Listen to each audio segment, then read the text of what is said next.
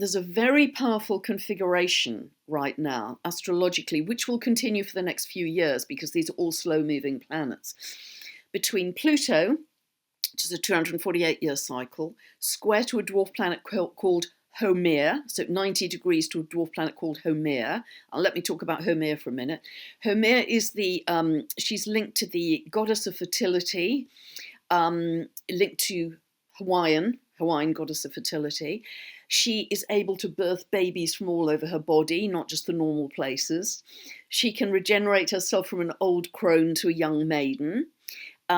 She's able just to summon wild food from the land and seafood, and even if the land and the seeds have been laid waste, that she's an incredibly regenerative principle. So she's a great symbol for New Earth. So even before I heard about the 24th chromosome and Richard Rudd with his dragonfly, gene key 55, and Lee Harris talking about the new biology as well, and other people popping up, I'd already spotted this in the astrology, firstly with Haumea. Also, Pluto is going to be in aspect, and Haumea are going to be in aspect. They're like a wonky triangle, really, to the furthest out dwarf planet we know, called Sedna. And Sedna is really linked to the goddess of the Arctic seas, the deep seas. And she has an 11,400-year orbit. She's coming to her closest point to the Earth. It won't be exactly at the closest point until 2075, but that's a drop in the bucket if you've got an 11,400-year orbit. So in her myth, which is a bit grisly, she married inappropriately and she begged her father to come and rescue her. He came in a canoe, but a big storm blew up. So this is a very abbreviated version. So in order to save himself in the storm, he threw his daughter out of the canoe. Patriarchy does not come well out of this. And when she tried to hang on to the canoe, he chopped her fingers off. And she just sank. Yeah. Great father, eh? Nail in the coffin for this, Dad.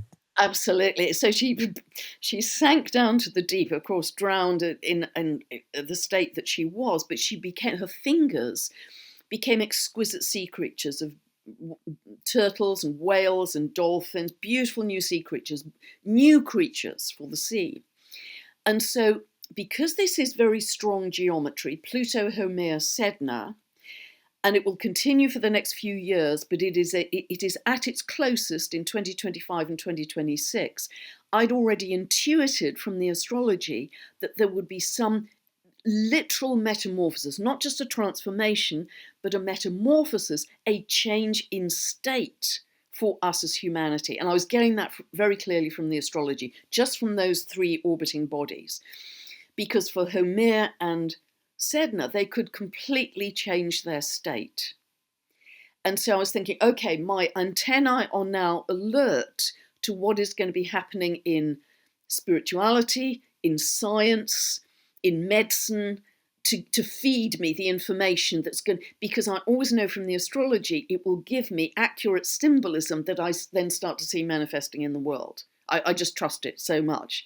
And so now that was within a few months, we're starting to see indications of that happening. And with Richard Rudds, and I've interviewed him about this, that beautiful gene key 55, sort of myth of the dragonfly and how it goes from a kind of grey, boring predator water nymph underwater to this iridescent, beautiful creature of the air. That is the kind of scale of, and he's talking about this very widely now, that is the scale of the metamorphosis, of the change for humanity. And Richard is also seeing this. I think Richard is seeing it. We had a conversation about this online. He's seeing it as 2027. I'm really seeing a lot of the big. Well, we're in it now. I mean, you can't push the butterfly button to the caterpillar. You can't push the oak tree button to the acorn. We're in that process of metamorphosis already. It's begun, and I'm seeing the big year of transformation and transition as being this one, 2025. It settles more in 2026 because all of the planets will have moved into their new signs. So it settles, won't have as much back and forth and turbulence. And certainly by 2027, I think we'll be in a very different place from where we are right now. I mean, that the speed of this is remarkable because we're on an accelerated ascension path now. And humanity has created this. Humanity, through raising our consciousness, has accelerated that ascension path. We've called this in. Yeah, for sure. So people beat me up for being too positive. You shouldn't be so positive. They do. They beat me up. It's outrageous that you're so positive. And it isn't that I don't have a massive heart for the horrors that are going on in the world. I've been in tears with emails people have sent me from the Californian fires and obviously the wars. It is unimaginable that this is still, these extremes are still happening in our world. But it doesn't help me or the collective if I just dive into the horror of it, because that takes my frequency right down. I feel it deeply, and we all feel huge compassion. In fact, it will birth a great deal of compassion for humanity. But because our focus is our superpower, as the wonderful Buddhist author Paul Levy says, our focus is our superpower. If I focus on the world I would love to see, everybody happy, nobody hungry, everybody joyous, grateful, living in peace, shimmer. Everything is in heightened, shimmering life force. We can communicate with trees and animals and plants. If I focus on what I want to see in the world, I am much more likely to see it in my reality than if I think, oh my God, the world is just in total despair and there's no hope. That's not going to help me or anybody else. So it isn't that I don't feel immensely for the suffering, because, there by the grace of God go you and I. It could have been any of us who lives in California and lost it, just horrific. But I must have the strength to say, okay, what can I do? So I'm doing a nightly meditation. You probably know it's a free 15-minute meditation, no tech, everybody just joins energetically. And we're saying, okay, let us put the people and the animals who are in extreme suffering in the circle. We all connect with our hearts.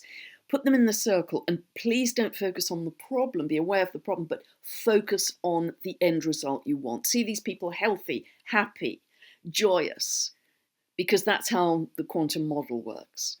So, and we're doing it because we wouldn't have accelerated the timeline so much if we hadn't been successful as a humanity in raising our consciousness. We're doing it, we're rocking it. I'm almost nervous to ask this at this juncture, but it is incumbent at this point. There does also seem to be, I don't know, I don't like using the word split. I've got an aversion to the word split, but it does seem like there are two distinct timelines that are opening up at this particular juncture in time. Can you elaborate upon that, please? I hate using the word split. I'm sorry for doing that in this conversation. The analogy I've used a lot, Amrit, and this may help, is we're at an airport, one group of people are on fast track, the other have chosen fast track, the other have chosen slow track, and that doesn't mean to say that that's a judgment of fast track is better. In fact, fast track may be the route where people take the more synthetic technological AI route because they see it as a shortcut. They can get the virtual reality goggles or whatever, and they can jump into multidimensionality, apparently. That may be seen as the quick route. And what are you slow coaches over there doing? Grubbing around growing vegetables. But ultimately, I believe that what nature wants, what the earth wants, is an organic, natural transition. And ultimately, consciousness and our divinity and our big hearts will win the day. So I do see a split. I see people who are following the narrative and finding it's convenient to have a chip in their hands and little nanobots that go around their body and clean up the damages. Isn't that a cool, great, whizzy thing? And, never get sick. And so they will take that particular route. I personally won't. So there's a much more natural and organic group who are saying, no, I'm sorry. I'm going to take this route, and in my heart I know that's the correct route. Ultimately, we're all going to get on the unity consciousness plane. We're all going to end up at the same point. It's just which road are you taking in order to get there. And so, yes, I think it's undeniable there's a split right now. I think and one route is based on fear and being helped by external authorities and external devices. And the other route is based on love and no, I'm going to create my reality from my heart and my inner power center. It's going to be internal. Hey there, Inspired Evolutionary. If you absolutely loved this, well, then here's a full conversation with this guest on the Inspired Evolution podcast. Check it out now.